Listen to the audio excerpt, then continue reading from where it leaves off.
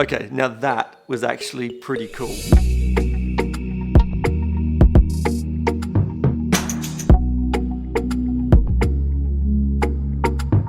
Hi guys, I'm Simon. This is Tech My Life Video, and it's daytime here in Adelaide, Australia.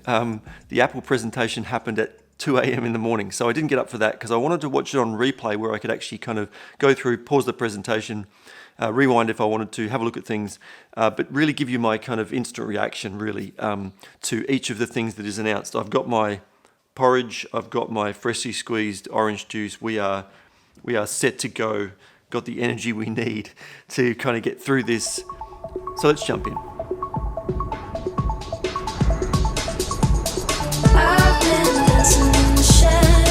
So let me jump in straight away at the start here. We are going to see some amazing transitions through this presentation, but this company earns as much money as some small countries. So, you know, it's nice, but it's not unexpected. You know, what you see on YouTube by some kid pulling off in his bedroom, oh, that's a bad choice of words. Anyway, some kid creating in his bedroom on a YouTube video is in some ways more impressive. Today, we're here to talk about 3 products that have become essential in our lives: iPhone, AirPods, and Apple Watch. So Tim has just basically at the very beginning kicked off and said this is what this is about. So will there be something right at the tail that is one more thing? So straight off the bat, he said they are critical to our lives. Now, a phone, yeah, look, in 2022, a phone is fairly critical. A phone of some sort, so you can be contacted, so you can contact people. You know, I bet you could live without it. There are people in the world who live without phones. A watch, I know a lot of people who don't have Apple Watches. I know a lot of people who don't even wear watches because they've got a clock on their phone. And AirPods, I don't even own a pair. They're not critical. Sorry, Tim. Continue. You can seamlessly hand off phone calls between your iPhone and Apple Watch. And you can set your destination on your iPhone, and your Apple Watch will help guide you along the way. I have to put the porridge down. I mean, who does he think he's presenting to? Who is watching this Apple event? This is die-hard tech people. This is not your average consumer. We all know that you can answer phone calls on your watch and you can hand things off between them. I don't understand this logic in that presentation. It's not an advert that you're going to run on TV. All the people tuning in are seriously into tech and know this stuff already. It's just, he's preaching to the choir. He's treating us, the tech community, like children, and we're not. One note, Steve never did that. He didn't treat us like children. And today, we're going to make these products and these experiences even better. I'm in the middle of eating my porridge. We're going to make these products even better. Today, we're going to make these products even better. Let me guess, they're going to be the greatest iPhone you've ever released, the greatest Apple Watch you've ever released, and the greatest AirPods you've ever released. I would like to think that today, you are going to make them better. What people want to hear is we are going to take a quantum leap forward in how good these products are. That's what people want to hear, not we're going to make these products better. Well, nobody tuning in thinking you're going to make them worse, Tim. It's like, I don't know who writes this stuff for you, but whoever they are, fire them. Hola, Apple. Dear Mr. Cook. Dear Tim. Dear Mr. Cook. Hello, Mr. Cook. So this is something that I really like to see. It's really interesting to see these use case examples of where the Apple Watch has really helped people. And there's no doubt that it does. And there's no doubt that it can be not just a great companion, but something that actually enhances your iPhone experience. Now, these use case examples, brilliantly shot, brilliantly put together, typical Apple. And it's amazing that everybody wrote a handwritten letter, even though they have an iPhone, an email. Amazing. All jokes aside, let's jump back in. And this year, we're introducing our best Apple Watch lineup yet, by far. Oh, it's your best Apple lineup ever, is it? By far. What does that mean? I mean, we're taking a quantum leap forward in the technology, or we're taking a massive step forward. That's what people want to hear. Not, it's our best by far. Our best lineup by far as well. It's not, the individual Apple Watch isn't necessarily the best by far, but the lineup. See, the lineup, we're making it about the lineup. Well, I I'm guessing it's also going to be the best iPhone by far. Overnight, Series 8 samples your wrist temperature every 5 seconds. I've just got to cut in on this because they're talking about the Apple Watch monitoring your body temperature while you sleep. I don't wear my Apple Watch in bed, and I don't care how advanced it is, I'm not wearing an Apple Watch in bed. It's bulky. It's not the kind of thing I want to wear to bed. I've also got to charge it at some point, and that's when I charge it. But I don't want that on my wrist at night. It's too big. I think Apple are actually missing an opportunity here to have a companion slimline sensor that can be used in different situations. In order to detect the unique forces of a car crash, we developed 2 new motion sensors for Series 8, an improved 3-axis gyroscope, and a high G-force accelerometer. The new accelerometer is capable of measuring up to 256 Gs, allowing it to detect the extreme impacts of a crash. I wish I'd actually had this feature because I was in the middle of nowhere driving on this country road and there was a guy standing in the middle of the road talking to a camera crew and I crashed. Yeah, it would have been good. Apple Watch Series 8 will be available in 4 colors of 100% recycled aluminum: Midnight, Starlight, Silver, and Product Red. And in 3 stainless steel finishes: silver, gold, and graphite. So the colors of Apple Watch 8 are again awful. Starlight and Midnight. Midnight is a slightly dark blue color. It's not gray.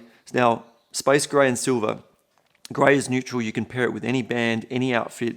It's the perfect colour for a watch. And instead, I reckon that space grey was the most popular. They got rid of it. So then people have to go up to the graphite, which is more expensive. Well played, Apple. It was the reason I didn't upgrade last year. And I was going to upgrade this year. And it kind of annoys me so much. Makes me not want to upgrade.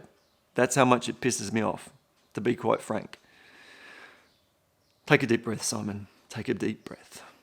You can use your iPhone to pair watches for your children who don't yet have their own iPhone. So the SE, I mean, who buys these things for their children?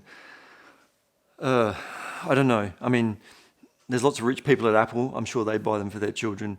I sure as hell wouldn't. If you do, comment down below. I just don't see a need.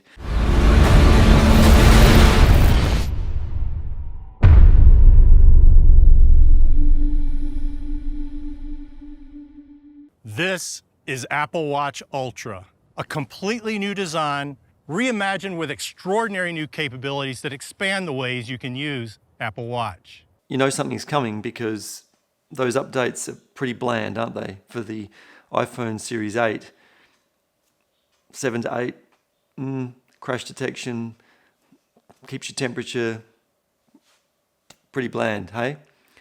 So you always knew that something more was coming. Ultra has the biggest battery of any Apple Watch yet. It gets up to 36 hours of battery life on a single charge. And Apple Watch Ultra can even get up to 60 hours of battery life for a multi-day adventure using a new battery optimization setting coming later this fall. So we have it, Apple Watch Ultra. Now, here's the interesting thing is they don't have the battery optimization worked out yet. So what's going on, Apple? You're releasing this brand new product and you're like, oh yeah, we're going to be able to optimize the battery, but we haven't quite worked it out yet. So can we get back to you on that? So this new Apple Watch, what's it called? Ultra? Forgotten already. Look, there's a lot of features there. The waypoint tracking, so if you're out in the bush, you can mark points on a map and it'll show you a path back. Look, that's a really handy feature. There's been times when I've been somewhat lost in the bush and found my way back. So I can see that as being beneficial. Would I need a watch like this? I hardly leave the house, to be honest. No, I do a bit of activity stuff, mountain bike riding and hiking and things like that. Do I need to go this extreme? Interesting stuff for sure. But I think they've basically just made the other watch look a bit lame and a bit old, if that makes sense. I feel like they could have used the fundamentals of this design, creating a flat screen and protecting the screen a bit more in the Apple Watch 8, and then just kind of had a supersized version. They've made the 8 look a bit meh, old, out of date. And this watch, this Ultra, is not for very many people. It's not for your average consumer. It's for a very small market segment. I think they should have updated the 8. The SE would have had the old design. 8 has the new design. And then there's one that has even more stuff. You know, I don't know, Apple. I'm not sure. My first thought is, can it use the same bands as the regular Apple Watch? They've kept the band the same for so long, and that has meant that the reduction in waste of bands being chucked out and new ones being developed and all this kind of stuff. Interested to see what they do here. You can obviously go look that up. I'll put it at the end of the video if I've had a chance to look it up.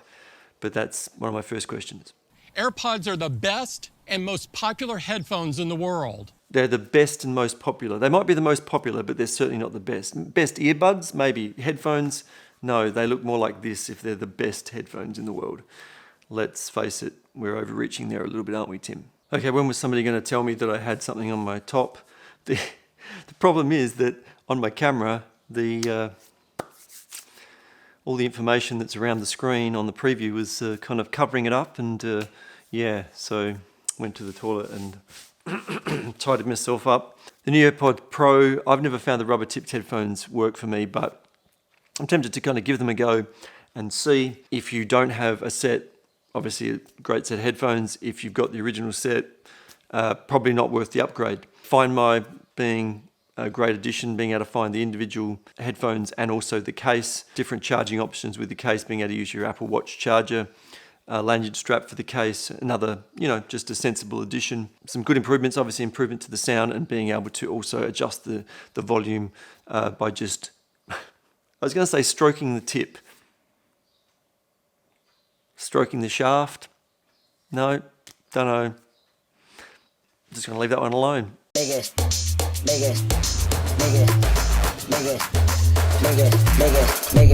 the biggest bounce of the summer. So Apple now trying to do the big sell on, oh, you want the big screen, don't you? Because they've dumped the Mini and they've gone for the Plus. It's just a bad move. It's a step backwards. The colours are just awful. I mean, come on. Starlight, midnight, so no white, no black. A great new shade of blue and purple. A purple that is barely not white. And product red. Product red, I'll give you. Product red, always good. Well, usually always good when it's actually red. It wasn't with the 12. But no, these colours are just dreadful. Awful. Give us black, give us white, give us product red, give us a proper purple. Strong, bold, like the back of the iMac. Please. iPhone 14 Plus lasts even longer throughout your day with the best battery life ever in an iPhone. The larger display and best battery life were previously only available in our Pro Max models, and now we're bringing it to even more people.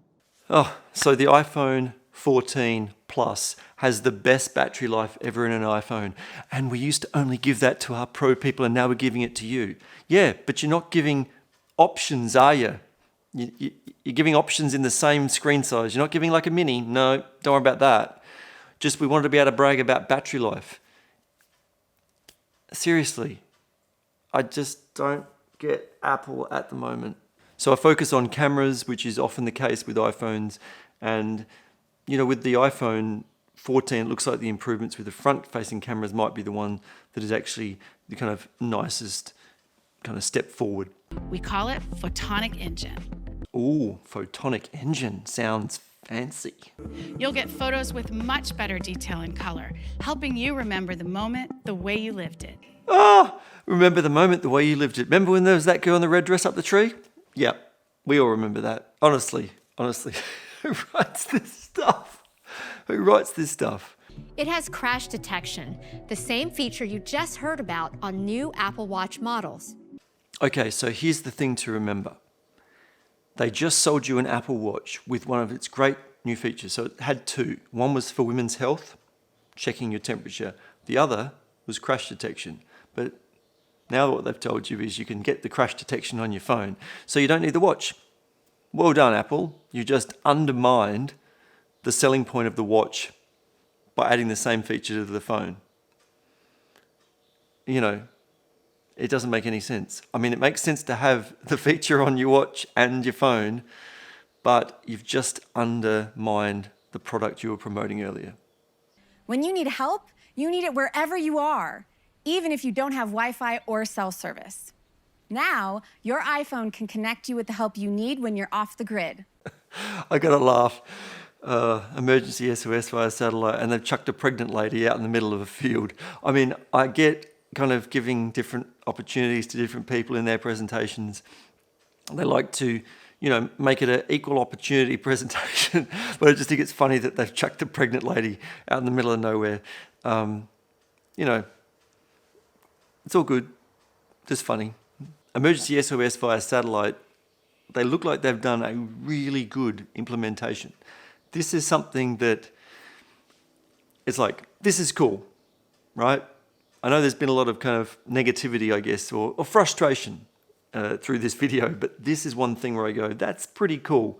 And that's, again, what Apple do tend to do, which is a well thought out solution to what can be sometimes a difficult problem, but clear and simple. And that seems to be what they've done. We believe that this service is such an essential part of the iPhone experience that we'll include it free for 2 years with iPhone 14. And here's the kicker. It's included free for 2 years with iPhone 14. So it basically means you need to upgrade your phone, you need to get a 14, you need to upgrade your phone every 2 years or start paying for the service. So that's the downside. And it's only available in the US and Canada. Rock. So don't throw away your old iPhone or leave it sitting in a drawer. Bring it to your nearest store or mail it in. The environment is very important to Apple. So if you've got old AirPods or an old iPhone, just mail it to them and they'll recycle it for you. Isn't that nice? So you know, if you've got a 13, just send it to us. We'll recycle it and you can buy a new phone. Thanks, Apple. Thanks. That camera bump, oh my God, it's massive. It's almost as thick as the phone. Just make the phone a bit thicker. I mean, come on. What's the move?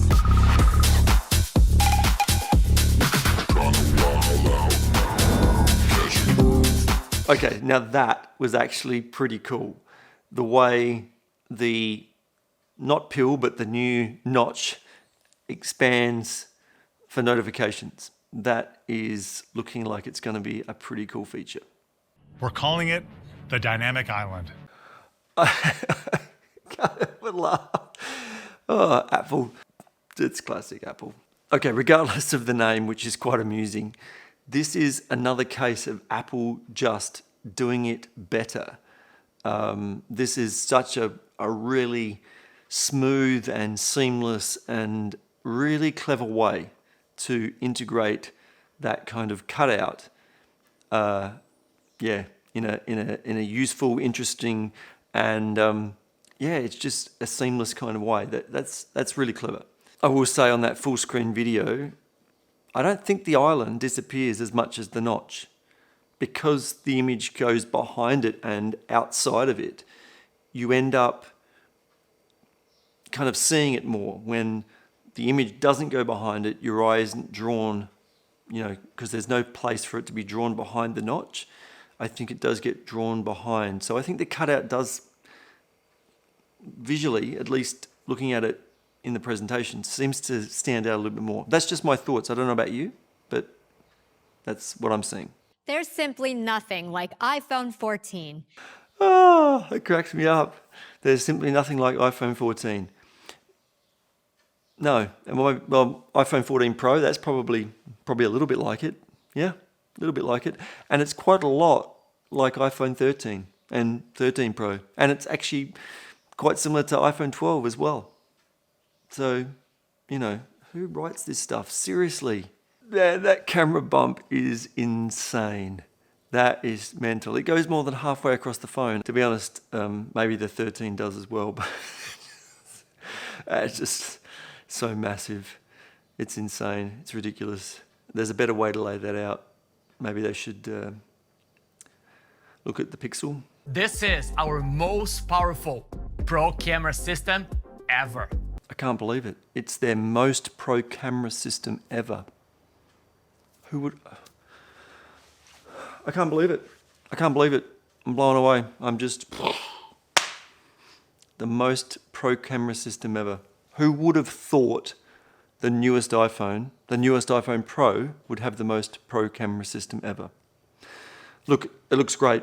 Bigger sensor, all that jazz. Looks good. But stop saying things like that. I had to laugh at Tim's recap where he didn't mention the dynamic island. I wonder whether he didn't like the name and he's like, I'm not saying that. And I'm not sure what's happened there. But to me, that's one of the kind of really cool software kind of innovations and the way they've kind of integrated that. And he avoided saying it in his little recap. Okay, quick recap of the event. iPhone 14 Pro, that camera, they avoided kind of too many shots showing that camera bump. That is gigantic. Look, the camera system's clearly amazing. The dynamic island stuff is really interesting from a kind of software integration perspective. I like the purple color. If I was getting one, it would definitely be that. I like it, but I still would prefer a much darker purple, clearly. The iPhone 14, a bit ho-hum. Again, I wanted a mini. They've gone for the Plus. The iPods Pro, if you don't have the previous iPods Pro, it's probably a good purchase. And with the two phones, the Pro and the non-Pro, if you don't have the 13, maybe. If you're certainly before the 12, 11, 10, it's going to be a really good upgrade if you need to upgrade. And of course the watch, the Ultra, very small market for that. I think people will get it just because they want to go, look what I've got. The 8, not that impressive, bad color choice. The SE, it's for those people who want an Apple Watch but don't want the latest features. A little bit like somebody who would get an iPhone SE, somebody who wants it but doesn't need to have the latest and greatest. So, yeah, don't get caught up in the hype. Even I'm kind of going, oh, I'd like to play around with that phone and see how the dynamic island works and see how that kind of integrates. Because for me, it's user experience. So the dynamic island is something that I would like to experience. But don't get up in the hype and let them separate you from your money unless you need the upgrade. Unless you've been waiting a long time for the upgrade. That's my advice. I hope you've enjoyed this kind of little video. I was going to say rant. Look, it's not that impressive. It's the same old, same old. It's the best iPhone we've ever made. It's the best watch we've ever made. Of course it is. It's the new one. Stop saying that, Apple. It's just annoying. It makes you look stupid. Breathe. I don't know if they do it as a joke now, but oh my God, it's frustrating. Anyway, I'm Simon. This has been Take My Life Video. We'll see you in the next one.